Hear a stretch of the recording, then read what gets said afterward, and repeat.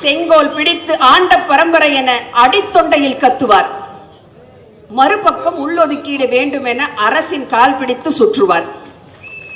கொள்கை ஏதுமில்லா சாதி வெறி பிடித்த கிறுக்கு. அரசியல் அதிகாரம் ஒன்றே அதன் இலக்கு. தேர்தலுக்கு தேர்தல் கூட்டணி மாறும். பச்சோந்தியே அவர்களை பார்த்தால் நானும் அழுகிய கூடாதுங்கிற உள்நோக்கத்தோட அவங்க பேசியிருக்காங்க.